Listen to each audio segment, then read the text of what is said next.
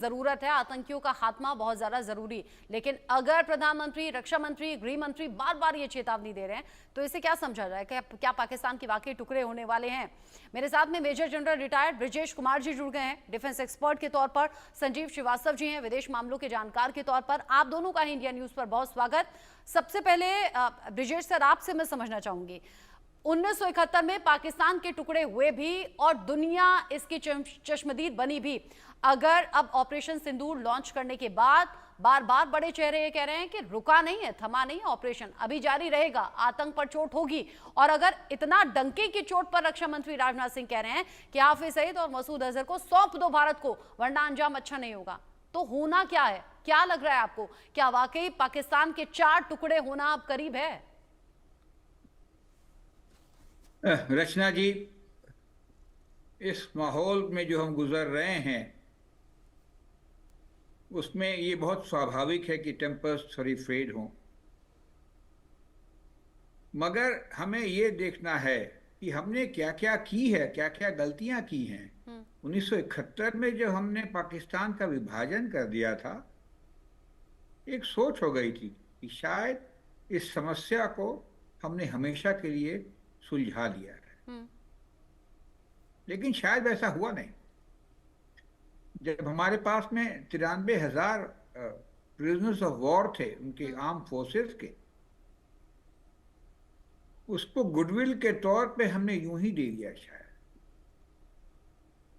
वो एक समय था कि हमारे पास लीवरेजेस थी और हम इस इश्यू को, जो एलओसी है, उसको परमानेंट बाउंड्री बनाते। उसके अलावा भी जो आजकल हम बातें सुन रहे हैं चिकन नेक की, अपने पूर्वी क्या कहते हैं, देश के साथ में, बांग्लादेश के साथ में, वो भी रिजॉल्व कर, बट वो नहीं हुआ। और उसके बाद हम देख रहे हैं कि धीरे धीरे पहले पाकिस्तान ने ठान ली कि हिंदुस्तान से बदला लेना है। 80 के दशक में पंजाब में सिख मिलिटेंसी को खूब बढ़ावा दिया, उसको हम लोगों ने काबू किया। और 1988-89 से लेकर के अभी तक हमारे साथ वो एसिमेट्रिक वॉर खेल रहा है, प्रॉक्सी वॉर खेल रहा है। पहले तो हम कहते थे कि भाई ये तो नॉन स्टेट एक्टर्स हैं जो खुद ही बंदूक उठाए हैं और बीड़ा उठाए हैं, जो कि बात नहीं थी, और हमारी बात शायद दुनिया भी नहीं समझती थी जब तक कि स्ट्राइक नहीं हुआ ट्विन टावर्स में 9/11। तब लोगों को समझ में आया कि आतंकवादी एक बहुत घिनौनी और दुष्कृम चीज है और उससे पीड़ित होना बहुत ही मुश्किल होता है। तो उस माहौल में हमारा ये सिलसिला चलता रहा। विदेश के लोगों ने थोड़ा बहुत साथ दिया, मगर सबको अपनी अपनी परवाह है। और जो हमारी पास इंसर्जेंसी चलती रही, जो कि स्टेट स्पॉन्सर्ड रही है पाकिस्तान की सेना द्वारा, क्योंकि वही वो शॉट्स कॉल करती है, काफी गंभीर रूप से रही।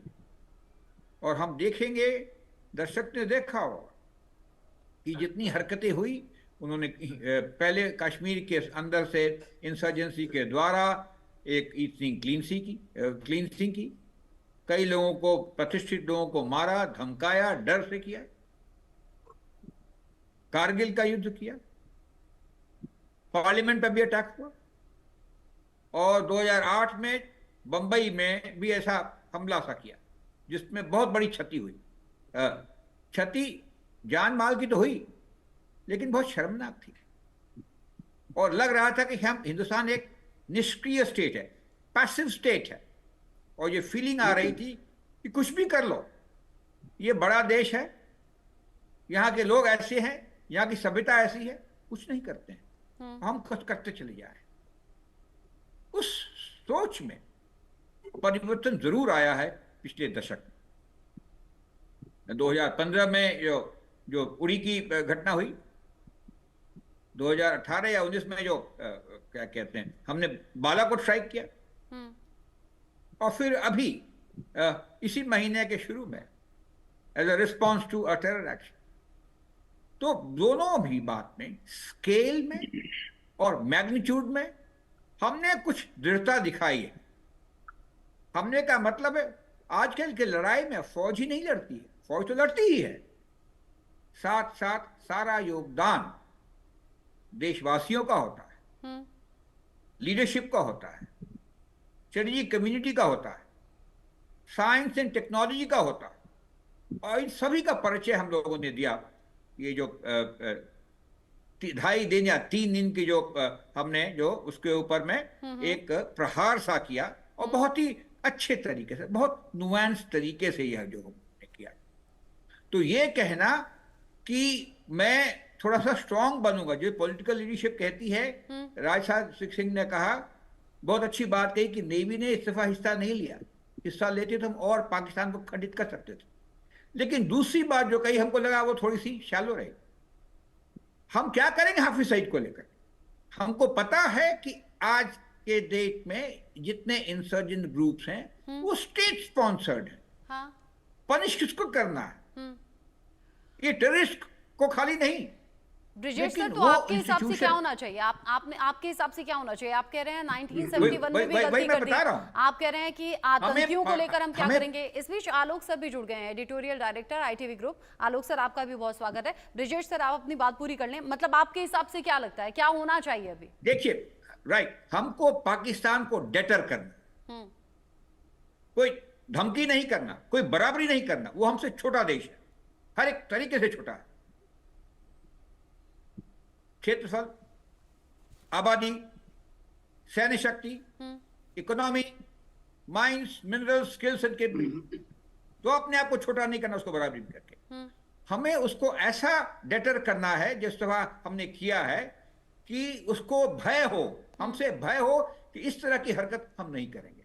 वो करेगा या नहीं करेगा वो तो हमारे हाथ में नहीं है, लेकिन अपने आप को इतना सुदृढ़ कर लेना, मिलिटरीली, इकोनॉमिकली, कि और ऐसा जोर से प्रहार कर कि उसको समझ में आ जाए कि भाई ये दिशा, ये रास्ता अपनाना ठीक नहीं। वो मेरा मानना है। तो जो भी हमने जो किया है, जो सिंदूर के अंदर, वो बड़ी अच्छी तरह से दिखाया है।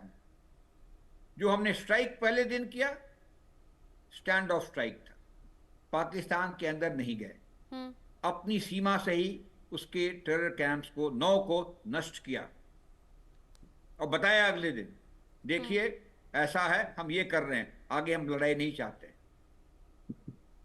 उसका रिस्पांस आना होना ही था। अगले दिन पाकिस्तान का रिस्पांस आया। रिस्पांस को हमने काफी छिन्न भिन्न कर दिया।